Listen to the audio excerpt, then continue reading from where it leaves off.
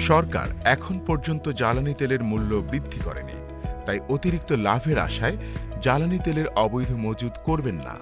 এ বিষয়ে প্রয়োজনীয় আইনগত ব্যবস্থা গ্রহণ করা হচ্ছে। জ্বালানি ও খনিজ সম্পদ বিভাগ।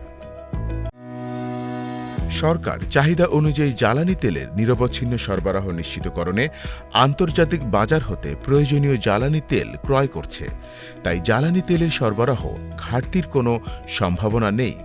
আতঙ্ক নয়, সচেতন হই। জ্বালানি ও খনিজ সম্পদ বিভাগ। পেট্রোল, অকটেন ও ডিজেল অত্যন্ত দাহ্য পদার্থ। এ ধরনের জ্বালানি তেল মজুত করা অত্যন্ত বিপজ্জনক, তাই অবৈধ জ্বালানি তেল মজুত করবেন না। নিজে সাবধান হই, অন্যকেও সাবধান করি। জ্বালানি ও খনিজ সম্পদ বিভাগ। জ্বালানি তেলের অবৈধ মজুদের বিরুদ্ধে আইনগত ব্যবস্থা গ্রহণ করা হচ্ছে। এ বিষয়ে প্রতিটি জেলায় বিজ্ঞ এক্সিকিউটিভ ম্যাজিস্ট্রেটের নেতৃত্বে মোবাইল কোর্ট সক্রিয় আছে। জ্বালানি তেলের অবৈধ মজুদকে না বলুন। জ্বালানি ও খনিজ সম্পদ বিভাগ।